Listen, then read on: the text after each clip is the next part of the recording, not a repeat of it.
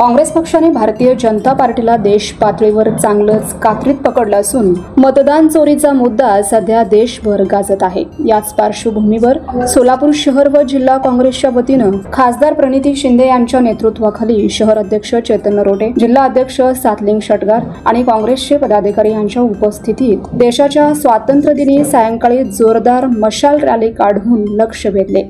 यावेळी वोट चोरों से आझादी, हुकुमशहा से आझादी, मतदान चोर खुर्ची सोड अशा घोषणांनी सारा परिसर दणाणून गेला होता। भारतीय शहरातील बलिदान चौक येथे हुतात्मा स्मारकाला अभिवादन करून निघालेली ही रॅली सराफकट्टा, माणिक चौक, दत्त चौक, नवी पेठ, मेकॅनिक चौक, प्रभात टॉकीज मार्गे 4 हुतात्म्यांना अभिवादन करून विसर्जित झाली। सोलापूर शहर हे हुतात्म्यांचे शहर आहे। 4 हुतात्मे आणि शंकर शिवदारे सारख्या अनेकांनी आपल्या प्राणाचे बलिदान दिले। स्वातंत्र्यपूर्व काळात सोलापुरात मार्शल लॉ पुकारला होता। भाजपवाले इतिहास विसरतात, त्यांचा इतिहास 2014 पासून सुरू होतो। आपल्या देशाचे पंतप्रधान कमकुवत आहेत म्हणून डोनाल्ड ट्रम्प वारंवार धमक्या देतो, टॅरिफ पे टॅरिफ लावत आहे। सोलापुरातील टेक्सटाईल उद्योगाची जवळपास 250 कोटी निर्यात आणि त्याचबरोबर इतर अनेक उद्योगांची निर्यात थांबली आहे। त्याला जबाबदार पंतप्रधान मोदी आहेत। स्वर्गीय इंदिरा गांधींनी ज्याप्रमाणे अमेरिकेला आपला कणखरपणा दाखविला ते मोदींना करता येईना। यावेळी माजी महापौर संजय हेमगड्डी, आरिफ शेख, प्रवक्ते प्राध्यापक अशोक निंबर्गी, नगरसेवक रियाज हुंडेकरी, विनोद भोसले, नगरसेविका परवीन इनामदार, अनुराधा काटकर आदींची उपस्थिती होती।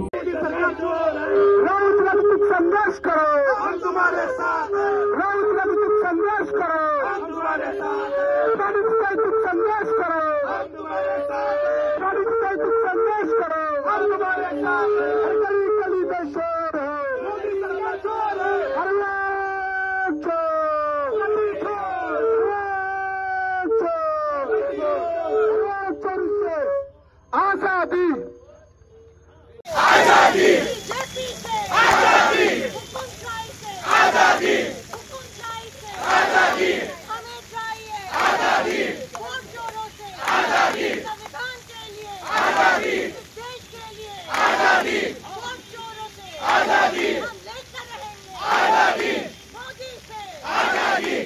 आज आपण या देशाच्या स्वातंत्र्याची दुसरी लढाई लढायला चाललोय, कारण आज आपल्या लोकशाहीला एवढा मोठा खतरा निर्माण झालाय। जो अधिकार एका गरीब व्यक्तीपासून एका श्रीमंत व्यक्तीपर्यंत असतो, तो मताचा अधिकार पण चोरला जातो। या मातृभूमीची आत्मा, या मातृभूमीची लोकशाही आहे आणि जर ती स्थिर नाही राहिली तर लोकशाही तर मातृभूमी पण टिकणार नाही। आणि म्हणून आज मतदानाची चोरी जेव्हा होते तेव्हा ह्याच्यापेक्षा मोठा खतरा या लोकशाहीला काय होऊ शकतो। आणि म्हणून त्या वोट चोरीच्या विरोधात आम्ही देशभरात मशाल रॅली काढतोय, सिग्नेचर कॅम्पेन काढतोय। परवा तुम्ही बघितलं, पार्लमेंटच्या बाहेर आम्ही रोज त्या ठिकाणी मोर्चा काढतोय। इंडिया अलायन्सच्या 300 खासदारांना त्या ठिकाणी अटक केली गेली। हा विषय फक्त पक्षाचा नाही, हा विषय फक्त विरोधी पक्षाचा नाही, हा विषय सगळ्यांचा आहे। लोकशाहीमध्ये सहभागी होण्यासाठी आपल्या सगळ्यांकडे एकच यंत्र आहे आणि ते म्हणजे मतदान, आणि तो पण हक्क, आणि ते पण चोरलं गेलं तर आपल्याकडे राहणार काय, या देशाकडे राहणार नाही। आणि म्हणून मी म्हणते ही स्वातंत्र्याची दुसरी लढाई आपण लढतोय। सगळ्यांनी सज्ज राहा, कोणीतरी तुमच्या हिस्साची दुसरी लढाई लढतंय आणि त्या लढाईला सपोर्टची गरज आहे। आज तुम्ही बघता की परवा विरोधी पक्ष नेत्यांनी जेव्हा प्रेस कॉन्फरन्स घेतली तेव्हा त्याचा इम्पॅक्ट हा खालपर्यंत गेला आणि एवढी मोठी चळवळ या देशात खूप वर्षानंतर निर्माण झाली आहे आणि त्यामध्ये लोकांमध्ये त्यासाठी लोकांमधून खूप समर्थन आणि सपोर्ट मिळतोय आणि त्याच अनुषंगाने आज आम्ही ही मशाल रॅली काढली। आज 15 ऑगस्ट निमित्त मी सगळ्यांना विनंती करू इच्छिते की ही लढाई लढायला आता तयार व्हा। या देशाला या हुकुमशाहीच्या विळख्यातून, ज्या एका हुकुमशहानी या आपल्या मुठ्ठीमध्ये लोकशाही घेतल्या, या हुकुमशाहीच्या विळख्यातून या देशाला मुक्त करा आणि पुन्हा एकदा लोकशाहीला मोकळा श्वास द्या. काँग्रेस ज्या वेळेस आरोप करते इलेक्शन कमिशनवरती, इलेक्शन कमिशन स्पष्टीकरण देतं आणि तुमचे सगळे जे आरोप आहेत ते खोडून काढण्याचा प्रयत्न इलेक्शन कमिशन करणं सुरू आहे. काय म्हणणं असणार आहे याच्यावर? इलेक्शन कमिशन कोणत्याही पद्धतीचं स्पष्टीकरण ऍक्च्युली देत नाही आहे. इलेक्शन कमिशन पूर्णपणे सरकारचं ऐकतंय. आज त्यांच्या पण खासदार म्हणाले की एवढे फेक वोट्स आलेत, ते स्वतः मान्य केलं त्यांच्या खासदारांनी. आणि म्हणून आम्ही मागतोय की एवढं जर असेल, सगळीकडे जर फेक वोट्स असतील तर 2024चं इलेक्शन नलिफाय करा, व्हॉइड करा. पण ते करायला तयार नाही आहेत. आणि सगळीकडे तुम्हाला दिसून येतं एवढ्या मोठ्या प्रमाणात, म्हणजे काही जणांचे ॲड्रेस XYZ आहेत, काही जणांचं वय 124 आहे, काही जण एका घरातले 80 लोक त्या ठिकाणी मतं आहेत. तर असं सगळं असताना EC आम्हाला रोल्स पण देत नाही, इलेक्टोरल रोल्स देत नाही आहेत. जे डॉक्युमेंट्स दिले ते स्कॅन प्रूफ आहे. म्हणजे तुम्ही एवढं ते चोरी लपवायचा प्रयत्न करतायत आणि एवढ्या मोठ्या प्रमाणात चोरी करतायत. आता त्यांचं दूधचं दूध पाणी का पाणी आमच्या नेत्यांनी त्या ठिकाणी केलंय. आणि आज शेवटचा माणूस पण या देशामधला जो आहे त्यांच्या विरोधात बोलायला लागलाय. आणि ह्या मुवमेंटला, वोट चोरीच्या विरोधात जी मुवमेंट आहे त्याला एवढा प्रचंड सपोर्ट मिळाला. आज आपल्या या आंदोलनामुळे बिहारमध्ये 65 लाख मतदारांची नावं आहेत ती वगळण्यात आलेली होती. मात्र सुप्रीम कोर्टाने आता आदेश दिलेले आहेत की पुन्हा एकदा वेबसाईटवरती प्रकाशित करा. कुठेतरी आपण जे आंदोलन केलेलं आहे इंडिया आघाडीने, त्याचा हा परिणाम आहे का? नक्कीच SIR साठीच आम्ही एवढे दिवस प्रोटेस्ट करतोय की SIR वापस लो. आणि त्याच पद्धतीत सुप्रीम कोर्टाने निर्णय दिला आहे. आम्ही ग्राउंड लेवलला बिहारमध्ये पण आता वोट तिकडे मतदान आहे काही महिन्यात, तर आम्ही सगळ्यांना सांगतो की वोटर यादी तपासा. आणि महाराष्ट्रात देखील आम्ही ती प्रक्रिया सुरू केली आहे. आता ग्रामपंचायत आणि महानगरपालिकेचं मतदान येणार आहे. प्रत्येक यादी तपासून, जे आपण नेहमी बघायचो पण आता बारकाईने बघणार आहोत. आणि तुम्हाला दिसून येईल की हे लोक किती खालच्या पातळीला जाऊन हे काम करत आहेत. त्याकरता आपण बलिदान चौकामध्ये उभा आहोत, तिथं शंकर शिवदारे शहीद झाले.